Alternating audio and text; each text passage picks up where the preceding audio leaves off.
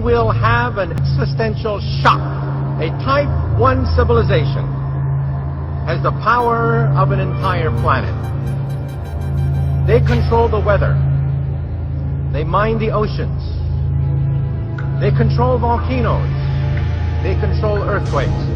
We are now witnessing the greatest transition in the history of the human race.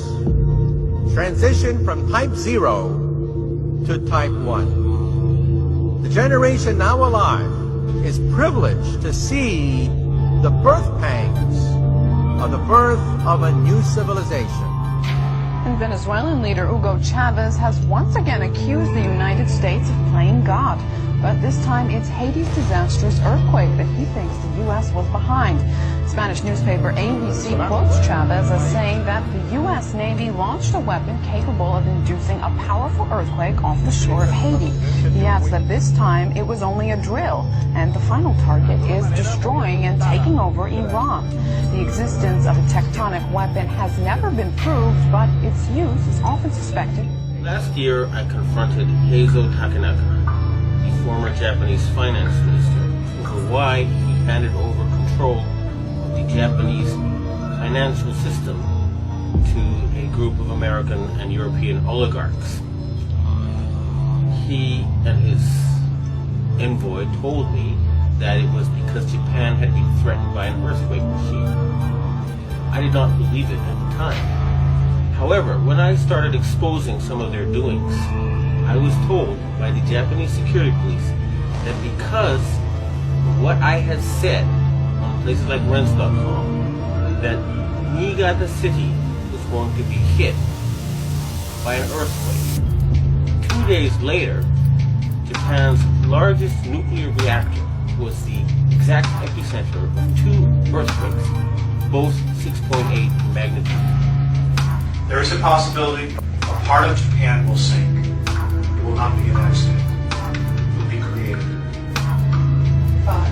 by the world government. Tonight, breaking news, Japan's tsunami disaster. A huge quake triggers chaos as people flee swaying buildings and city fires.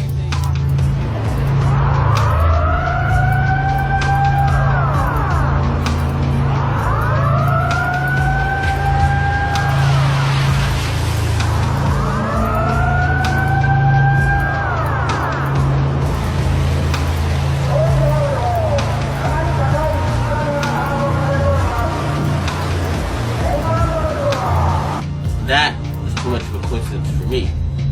So I started doing research and found out about HAARP, H-A-A-R-P.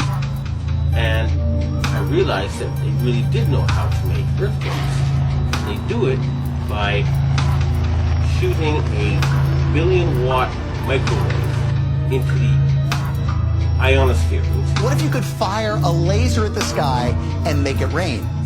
Well, instead of doing a rain dance, we physicists are firing trillion-watt lasers into the sky to actually precipitate rain clouds and actually bring down lightning bolts. HAARP uses 1 billion watts.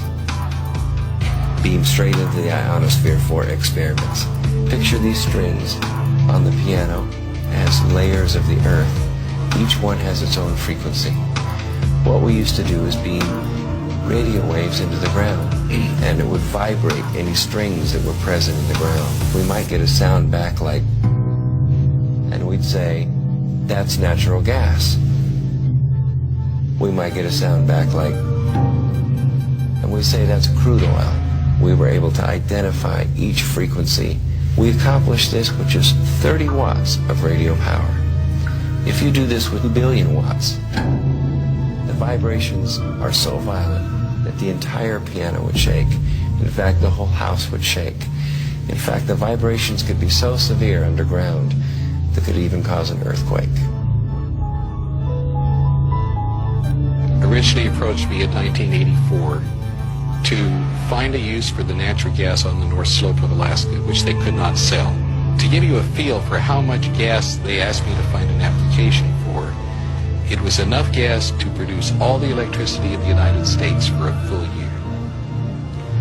I originated some ideas for military applications and unofficial civilian applications. Applications discussed in the patents included destroying missiles. Communications control and disruption were included. There were some other ideas both to possibly modify weather and finally to lift a portion of the upper atmosphere further out into space. I chose what's called a phased array antenna for the patents because it can be aimed. Picture holding your microwave oven in your hands with the door open. Then you can move it around and send those microwaves different directions. And for these applications where I wanted precise control of where the power was, I felt that was the best type of antenna to use. And that is the kind HAARP has built. HAARP can paint designs in the sky, if you will. You know, it can take the beam and move it in any pattern that the scientist who's doing an experiment might want to do.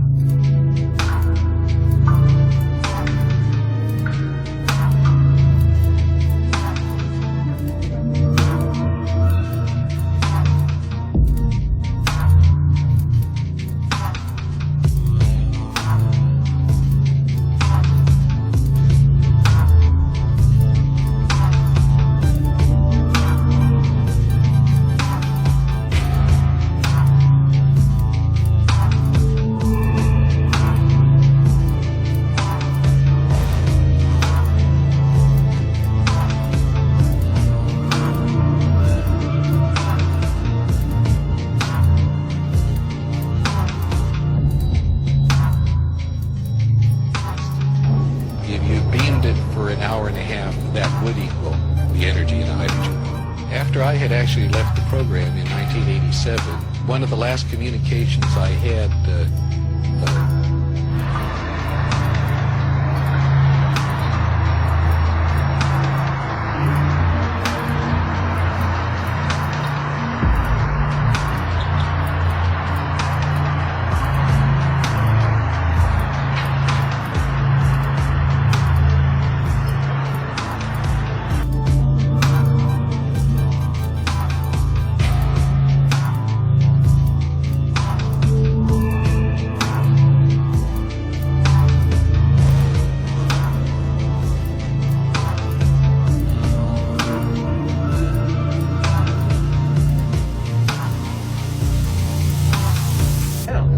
the instant that we energized it, there was between a 4 and 4.5 on the Richter scale earthquake that occurred.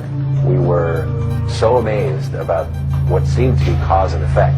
We get to an area that has a high propensity for earthquakes, in an area known as the megathrust of the Pacific Northwest. We turn it on, and an earthquake occurs. Is it more than coincidence that since going online, some experts have reported strange weather anomalies, including massive floods, hurricanes, and earthquakes? HAARP went online in 1994, and construction continued until 2007. There are reportedly a total of 5 known ionospheric heaters, including HAARP, in the world today. There are possibly 20 other ionospheric heaters in existence all over the world. Forever restless and untethered by concerns of practicality and marketability, Tesla's mind spawned a vast miscellany of odd inventions. Many of these were never developed beyond the concept stage, and the ideas seemed to grow markedly weirder in the final years of Tesla's life. Invention was normally a deliberate process for Tesla, his every intention and goal fully formed before he and his crew lifted a finger. But there were times when he stumbled upon a new discovery by mistake. Tesla performed his first experiments with resonance technology at his New York laboratory by firing up a small oscillator, which caused a minor amount of vibration. Suddenly, an alarmed squad of police officers stormed into the lab, demanding that Tesla stop at once. Manhattan was shaking for miles around. Tesla had not taken into account how resonance waves grow stronger the further they travel from their source. He had unintentionally created what became known as Tesla's earthquake machine.